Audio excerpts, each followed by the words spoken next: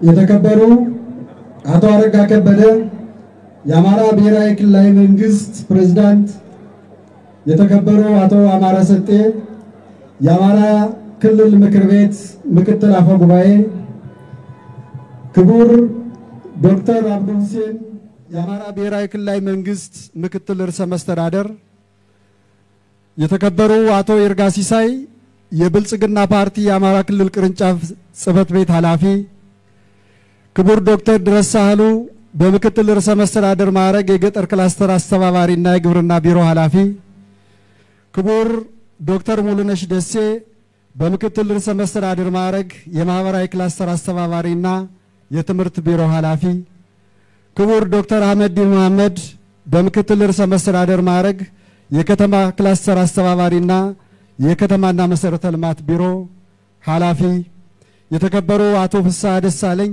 የብልጽግና ፓርቲ የአማራ ክልል ቅርንጫፍ ጽህፈት ቤት የአደረጃጀት ዘርፍ ኃላፊ፣ የተከበራችሁ የክልሉ መስተዳድር ምክር ቤት የካቢኔ አባላት፣ የተከበራችሁ የኢፌዴሪ የመከላከያ ሰራዊት የምስራቅ እዝ ወታደራዊ አመራሮች፣ የተከበራችሁ የፌዴራል ፖሊስ አመራሮች፣ የተከበራችሁ የአማራ ክልል ፖሊስ ዋና ጠቅላይ መምሪያ አዛዦችና አባላት፣ የተከበራችሁ የፌዴራል የልዩ ልዩ ተቋማት ኃላፊዎች፣ የተከበራችሁ እና የተወደዳችሁ የባህር ዳር ከተማ ነዋሪዎች፣ የሃይማኖት አባቶች እና መሪዎች፣ የአማራ ክልል ጀግኖች አርበኞች አመራሮችና አርበኞች፣ የሀገር ሽማግሌዎች፣ ሴቶች፣ እናቶች፣ እህቶች፣ ወጣቶች፣ የክልላችንና የከተማ አስተዳደሩ የመንግስት ሰራተኞች፣ የሀገር መከላከያ ሰራዊት አባላት፣ የፌዴራል ፖሊስ አባላት፣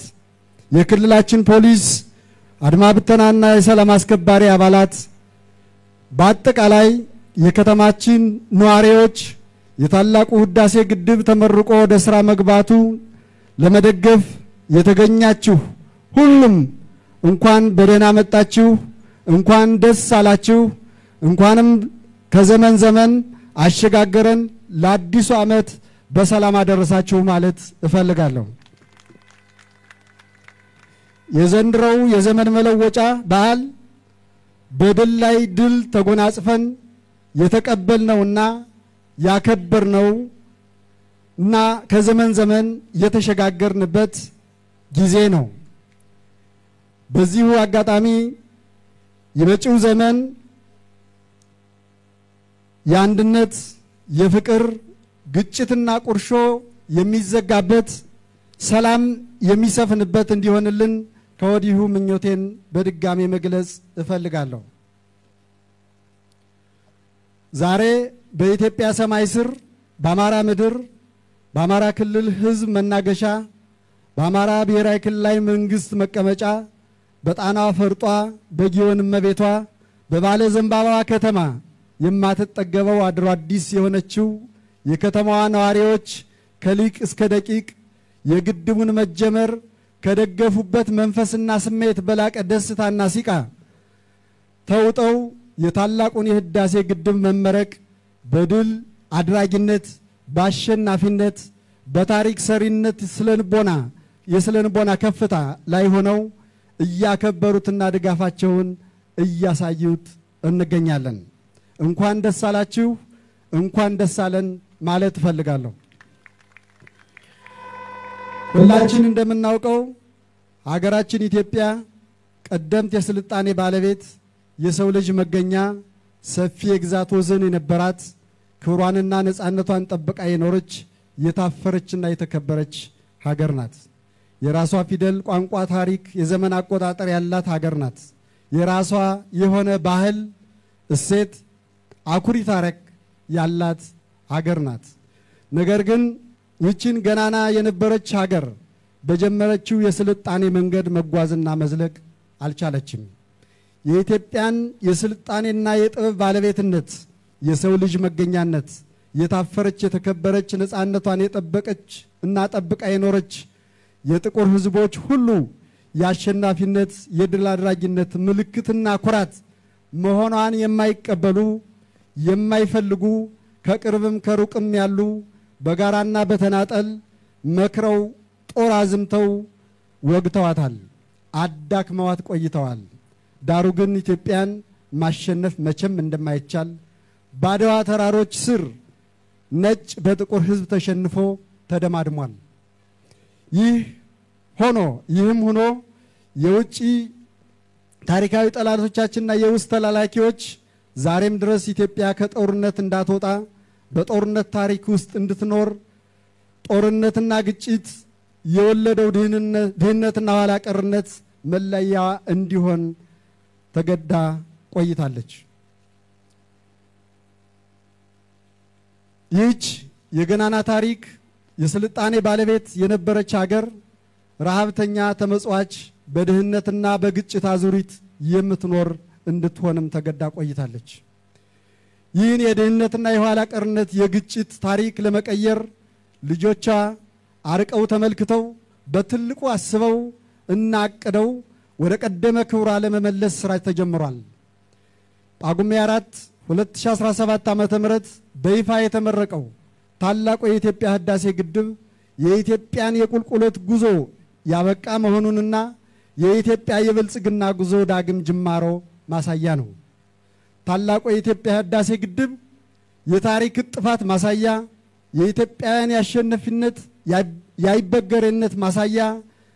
ታላቁ የኢትዮጵያ ህዳሴ ግድብ ከተጀመረበት ጀምሮ ከውስጥም ከውጭም ብዙ ፈተናዎች ገጥመውታል። ነገር ግን እነሆ በአሸናፊነት ተደማድሟል። ታላቁ የኢትዮጵያ ህዳሴ ግድብ የንጋት ዘመን ማብሰሪያ፣ የብልጽግና ጉዞ አይቀሬ መገለጫ። ከዚህ በኋላ ኢትዮጵያውያን አንድ ሆነን ቆመን የማናሳካው የሚያቅተን ምንም ነገር እንደሌለ የዘመናችን ዳግማዊ አድዋ በዚህ ዘመን ትውልድ ተጽፏል።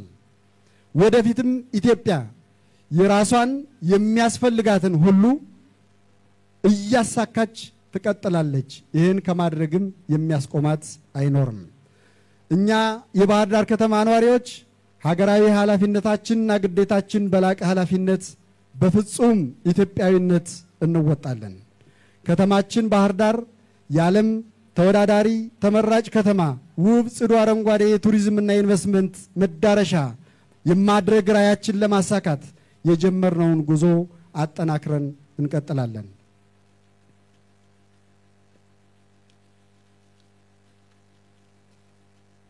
ባህር ዳር ከተማ አሁን በልማት ላይ ናት። ባህር ዳር ከተማ ሰላም ናት፣ የሰላም ከተማ ናት። በዚህ አጋጣሚ ከተማችን ባህር ዳር ሰላም እንደሌለባት፣ የጦርነት ቀጠና የጦርነት አውድማ እንደሆነች በተለያዩ ሚዲያ አውታሮች የምትናገሩ፣ የምትገልጹ፣ የምታወሩ ከተማዋንና ሕዝቡን እየበደላችሁ በመሆኑ ያለፈው አልፏል። ከዚህ በኋላ እንድትተውን እንድትቆጠቡ በሕዝባችን ስም በዚህ አጋጣሚ መጠየቅ እፈልጋለሁ። ይልቁንም እየለማች እያደረ እያማረች ያለች ከተማ በመሆኗ መጣችሁ እንድትዝናኑባት፣ እንድትጎበኟት፣ እንድትኖሩባት፣ ኢንቨስት እንድታደርጉባት ጥሪዬን በዚህ አጋጣሚ ላቀርብላችሁ እፈልጋለሁ። የባህር ዳር ህዝብ ዛሬ ከሊቅ እስከ ደቂቅ ወጠን ታላቁን የህዳሴ ግድብ ድጋፍ ማድረግ ብቻ ሳይሆን የገጠመንን የሰላም እጦት ከመንግስት ጎን በመሆን የሰላም ባለቤት ሆናችሁ ዘልቃችኋል። የልማቱ ግንባር ቀደም ደጋፊና መሪ ሆናችሁ ዘልቃችኋል። አሁንም የጀመርነውን ሰላም የጀመርነውን ልማት ቀጣይነት እንዲኖረው እንዲዘልቅ ትብብራችሁ የዘወትር ጥሬን አቀርባለሁ።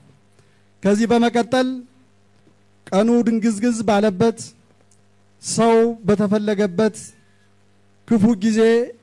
በክፉ ጊዜ ሰው ሆኖ የተገኙት ከድንግዝግዙ ከጨለማው የአማራን ህዝብ ወደ ብርሃን ወደ ተስፋ እያሸጋገሩ ያሉት መሪያችን የአማራ የቁርጥ ቀን ልጅ ታታሪ አዋቂ አምስሎ ወዳጅ ፍጹም ኢትዮጵያዊ አስተባብሮ የመምራት ብልሃትና ጥበብ ባለቤት ከምንም በላይ ደግሞ ለባህር ዳር ህዝብ እና ለሌሎችም መግለጽ የምፈልገው የአማራ ክልል ህዝብ ከገጠመው አሁናዊ ችግር ለማውጣት ከፌዴራል መንግስት ኃላፊዎች ከስራ ባልደረቦቻቸው ጋር ከሚያደርጉት ጥረት እና ውጤት በተጨማሪ ለ2 ዓመት ያህል የስራ ባልደረቦቻቸውን ምሁራንን አስተባብረው የአማራን ክልል ህዝብ የ25 ዓመት የአሻጋሪ እድገትና የዘላቂ ልማት ፍኖተ ካርታ የ5 ዓመት የመካከለኛ ዘመንና የአሻጋሪ እድገትና የዘላቂ ልማት ስትራቴጂ እቅድ የቁጭት እቅድ በማዘጋጀት በማጠናቀቅ ለትውልዱ ያስረከቡና አሻራቸውን በደማቁ ያሳረፉት የምንወዳቸው የምናከብራቸው መሪያችን የአማራ ብሔራዊ ክልላዊ መንግስት ፕሬዝዳንት የተከበሩ አቶ አረጋ ከበደ ዕለቱን አስመልክተው ለህዝባቸው ንግግር እንዲያደርጉ ከልብ በአክብሮት እጠይቃለሁ።